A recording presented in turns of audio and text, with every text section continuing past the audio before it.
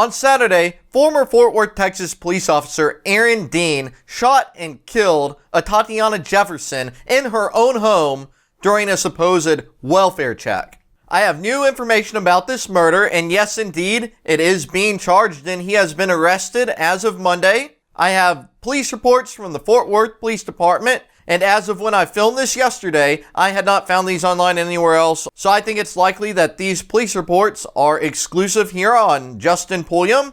If you're new here, please be sure to subscribe, and also, if you like this sort of format, I do a lot of live streams, just about like this. They're a little longer, where I cover topics more informally. You can go to Justin Pulliam IRL Live and subscribe over there. I actually spend most of the time on YouTube over on that channel. I'd love to see you there. So first things first, I want to go over some timelines and a summary of the information I gathered. Then we'll go through the reports, the arrest affidavit. Here's a timeline I made of the events of that night. At around 2:23, the officers were dispatched, and they responded a minute or two later. Based on the body cam timestamp, by at least 2:31, Officer Dean was already on scene, and at that point, his body cam showed him looking through the front door, where you could have a really good view inside the house. About 15 seconds later, he activated his body cam. He spends about a minute or so on the side of the house, looking in the car, looking in another door. 2:32:44 a.m., he opens the gate to the backyard and spends about 10 seconds shining his light in, and then he enters the yard here, and this is key, at 2:32:53 seconds. And it's not 5 seconds later that he shoots the fatal shot to Atatiana. 5 seconds is all the time before he entered and he shot. Now imagine that if you're inside. That's not a lot of time for you to make sense of a situation. If someone's intruding in your yard, you have 5 seconds. And what you do depends on whether you live or die. Almost immediately after the shot, another officer, a third officer, reports being on scene. About 30 minutes after the shot, at 3:05 a.m., Jefferson is pronounced dead. Somewhere around that time, they notified the major case detectives, and those detectives arrived. And by about 3:35, this is an hour after the shooting, the crime scene search unit was dispatched. So again, it took an hour for them to dispatch the crime scene unit. And when that was originally dispatched, it was still as an open structure call, not a homicide call. At 4:30 a.m., about 2 hours after the shooting, that third officer filed her report, which was a deceased person report. And then at 5 a.m., additional crime scene units were dispatched to the scene. Here's a list of the officers that I know of who were on scene and participated in either the original shooting or the investigation. You have Aaron York Dean, the officer arrested for murder. He's a white male, red hair, brown eyes, birth date October 27th, 1984. He's 34 years old. He's badge number 4598.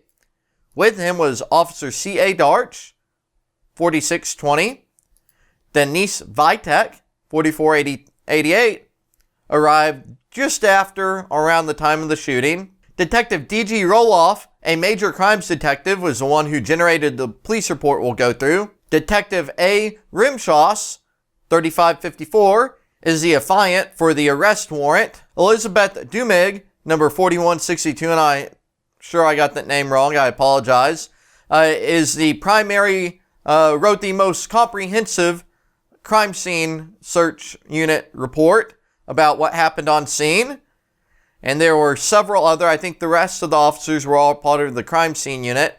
I'm going through 4 different types of police reports. There's the main report for murder, the one from the third responding officer for the original open structure call, which was a deceased person report, and then 2 supplements from the crime scene search unit.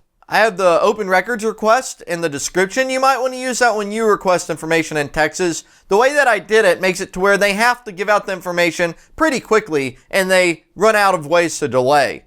And so I did get this on Wednesday, And I know this video is uploaded on Thursday, and that's just due to the production timeline process of getting recorded videos to YouTube. So from the major crimes, they got dispatched as a murder, capital murder, criminal negligent homicide. Well, at least when they made the report, which this was all kind of backdated afterwards because they're showing a date that had already happened before she was even shot. One thing I found very interesting, they've redacted out in these reports one of the individuals discussed, and I don't understand why they did that. Based on public information laws, which I'll go over right now, this is the information they have to give out, everything on this list. They have to give out the arresting, investigating officers. They have to give out the complainant. So whoever called about the welfare check, which was James Smith, although I don't see him listed on here. And they have to give out the name and information about anyone who's arrested. Who is redacted, I don't know. They can withhold some witnesses, but they gave out the 8-year-old witness on here on other pages. So I don't know what is redacted out. We're going to see this on several places. This makes me a little bit skeptical what possibly could be redacted out. Victim was home. Officer arrived on a call and shot victim. Wow, that sounds a lot like the description from Dallas police in the Amber Geiger murder. Suspect accidentally entered wrong apartment. Shot complainant. It would have been more accurate for the Dallas Police Department to say victim was at home, officer forcibly entered, shot and killed victim. Although they did this on Saturday, they did not get the arrest warrant signed until 6 p.m. on Monday, over 2.5 days later. That's a lot of time to put your finger in the wind and see what the public perception is going to be, and whether you can protect your Blue Line gang member from criminal prosecution or not. And as I mentioned on the other page, this report is by Major Crimes Detective D.G. Roloff. They list 2 charges, Penal Code 1902B1 murder and non-negligent manslaughter. He was eventually arrested on the murder. Let's look at what that penal code is. And it is a person commits an offense of murder if he, and it was B1 that they went for, intentionally or knowingly causes the death of an individual, and an offense under this section is a felony of the first degree. He stated that there was forced entry. Interesting, he made an error on this part. He said it was not gang related. The killing was not Blue ISIS gang related, apparently, interestingly. Here's the demographics on former officer Aaron Dean, 34-year-old. And since police officers, even ones who commit murder, are sovereign citizens, exempt from the rules that the rest of us follow, they withhold his address. And that's authorized under state law. That's our bootlicking culture here in Texas. Our elected officials, the enforcers, the judges, the prosecutors, they all get to hide in the darkness. Here's more information about the victim. And here is this whole redacted box here is before when I showed you the line up here where a person was redacted out.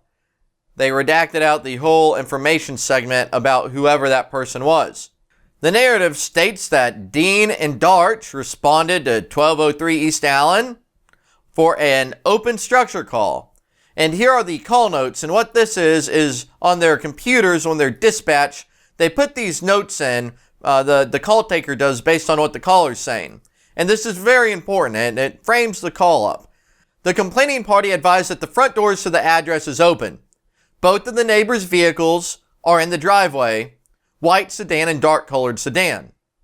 So this is key. This already frames it up that, okay, you reasonably can expect that the homeowner is home. Their cars are both there.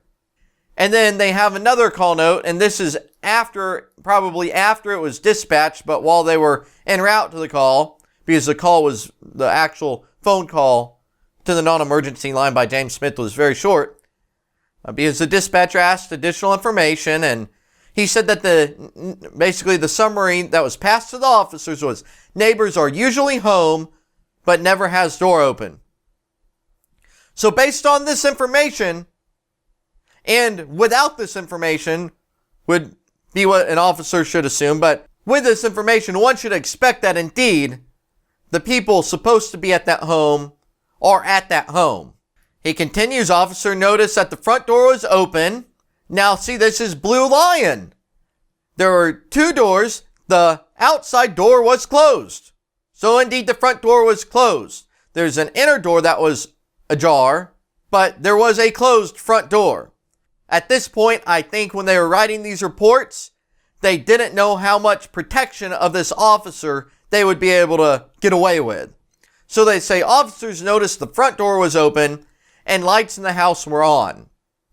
While walking the premises, Officer Dean noticed that the victim was inside one of the bedrooms. Officer Dean confronted victim and shot one time at victim. MedStar and Fort Worth Fire Department made scene and provided medical treatment for the victim. MedStar announced time of death on scene. Major case was notified and made scene. Now this summary is interesting because Dean never provided any statements. Of course, he did what you should do when you're questioned by the cops. He shut the heck up. Except for he's a public servant, and all of his actions are public information. And he really has no right, in my opinion, to not disclose everything that happened and his official acts as a public employee, especially considering all the authority granted to law enforcement officers. They say that there was a witness in the bedroom with the victim at time of the shooting. Then something is redacted. Maybe information about the witness, but I don't know. It might be about that other person who's redacted out. It says, the crime scene search unit was contacted and main scene. The body camera was uploaded to evidence.com. Presumably Sergeant Horner is the detective sergeant who approved the report. This next one is the deceased persons report made by that third officer on scene, Officer Vitek, and was supposedly filed at about 4:30, so 2 hours after the murder. And note here, it's a deceased person report. The first report filed was deceased person, not murder, not homicide, just, hey, there's someone deceased. I think at that point, they were definitely still trying to see how they could play this one off.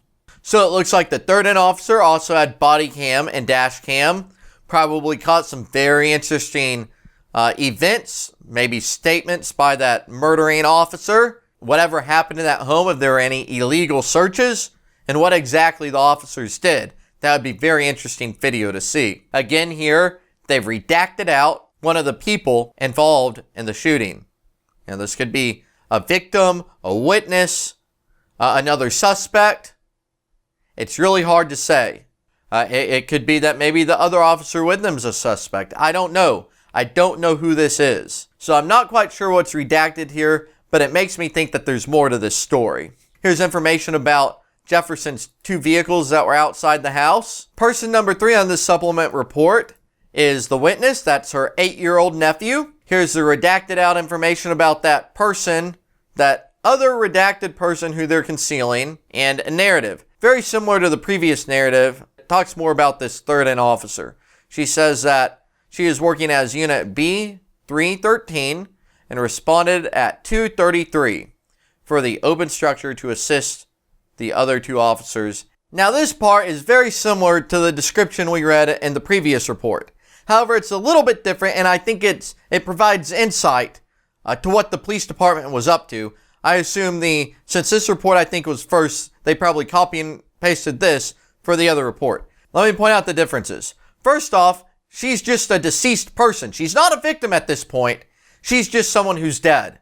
And they're not even going to say how she was killed. One of the officers noticed. They later change it to actually say Officer Dean, but at this point they were probably trying to be vague and protect the officer. Another big difference here, it says officer confronted the deceased and shots were fired. Well, what does that mean?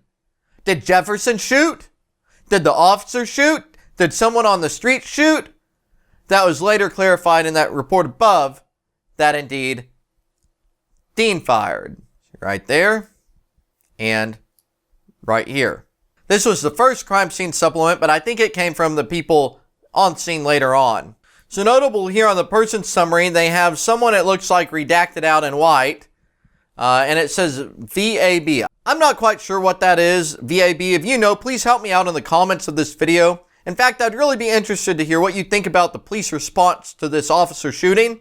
and also what you think about seeing these police reports if this is interesting to you. Now, this narrative is more redacted, and I want to point out something here. That's A-okay in this case. I did not ask for all of the report because I wanted the report very quickly, and I didn't want to give them any excuses to delay it. So all they have to give, and we'll go ahead and go over the full list, is what's called basic crime information. So that's the name and details about anyone who's arrested, the date and time of the arrest, the place of the arrest, the offense charged in the court, the details of the arrest, booking information, whether they're released or transferred, bond information, the location of the crime, the identification and description of the complainant, the premises involved, the time of the occurrence of the crime, the property involved, if any. Keep that in mind because in a second I'm going to show you that I think some of that was redacted out. The vehicles involved, if any. A description of the weather, and here's what's key, a detailed description of the offense, and also the names of the arresting and investigating officers. So the detailed description of the offense is what I'm entitled to. And where you draw the line, well, that can be a little bit subjective. And since I basically only asked for the detailed description, not everything, I gave them, I knew it would be their judgment to do this, and I think they've probably done a pretty good job, other than two things. That person who's redacted out, that makes me very suspicious. And then the property that was redacted in the last report. I'll get to that in a minute. So again, this was the second set of crime scene units who were there. They talked, and they did good not redacting out the names of these investigating officers. This last one is much more detailed about what the crime scene search unit did. Probably because it was more comprehensive, it was not filed until about 10 o'clock at night. So right here, property, they've blacked out some sort of property. Officer Dean's gun was a Glock 17 Gen 4 9mm black finish. It looks like they seized just one of the magazines, the one that was inserted, and it was loaded with 16 Speer 9mm Luger plus P cartridges. And he had one additional round in the chamber. There you have the murder weapon. The narrative, they go over some of the evidence. Now, you can see here, then they below that have a tag. That's the same length here. So I think they redacted out whatever that other piece of property was. They've redacted it out here, and they redacted it out there. It makes me think that with the person and property redacted, there might be more to this story. All right, let's read her narrative. So she says at 3:35, she was working as Unit U472 was dispatched to an open structure. So here we go. At 3:35, it was still just an open structure investigation. The dispatch said that it was a critical police incident and that there was a deceased person on scene. So for the period of time after the shooting, they were not looking at the shooter, at the police officer, as a suspect. It was just a deceased person call. And then we have the rest, a substantial amount, redacted out. And again, this was the last report filed, so I assume it was substantially more comprehensive. And in court, probably this information will come out. Okay, now the arrest warrant, and a lot of people have covered that, but I'll go through it quickly because there is something key I want to point out. So here it is for murder, and Detective A. Rimshaw, like I said, was defiant. It is signed at 6:01 on October 14th. That's Monday, 2 days, about 2.5 days, over 2.5 days after the shooting. The warrant was signed by District Judge Chris Wolf, the 213th Tarrant County District Court. Here is the return of the arrest warrant. That is after they arrest the person, the officer here, which we'll have to see who 2575 is. If we requested the report of the arrest, then we would get all that information. But that officer, presumably the arresting officer, signed it and let the court know, hey, we arrested this person. They basically copy and paste the penal code like I read you earlier. It says that he committed the offense of murder and that he then and there intentionally or knowingly caused the death of an individual, Atatiana Jefferson, by shooting Jefferson. I find some interesting things in this arrest affidavit, and that's that some of the information is not geared towards proving that there's probable cause. It's almost like it's exculpatory information. You won't see that if they're coming after, say, you or me. They say things here like they were wearing their Fort Worth police uniforms. Basically, this information is all from the body cam because they never interrogated Dean. Dean never provided a statement. They're going based off of body cam, and witnesses. And that's unfortunate that they did not try harder to get a statement and question this murderer. But here we get the police department being more factually correct. They admit that indeed the front doors were closed. They admit that the officers did not announce their presence. They admit that he opened the gate, entered the backyard, never announcing his presence. He said, "Put your hands up, show me your hands," without identifying him as police, and fired his handgun one time through the window. Now they described some things that weren't on the body cam after they cut it off. So apparently she yelled out in pain and fell to the ground. So later that day, they interviewed the 8-year-old nephew, a juvenile, a kid. They interrogated a kid. They don't interrogate the government employee, the police officer, but they'll interrogate a young boy who just watched his aunt die in front of him. A gruesome, violent death. And I have no clue why they would put this in the affidavit. It does nothing to advance the probable cause. It just outs this child. And in fact, it's like exculpatory evidence that could be latched onto by the police union, the defense, to say, oh, there was a gun here because look here. Supposedly, the child testified that Jefferson had a handgun that she took from her purse after they heard the noises coming from outside. She raised her handgun, pointed it towards the window, then she was shot and fell to the ground. Now that would be convenient. However, that doesn't change anything. In fact, I'll say it right now, if that's what happened, it's a damn shame that she hesitated. That officer had no authority to be there, and he was not invited. He never even announced himself. Now, I'd believe an 8-year-old over a police officer any day of the week. However, how terrified must he have been to be in that room with these officers who just killed his aunt? Violent thugs. What could they have done to him? What were they saying to him? Were they pressuring him? Were they telling him the narrative? Or were they planning their narrative, their cop-splaining, in front of him to get him to see that version of the events? Who knows? Who knows? This could be really convenient for the police lobby, though.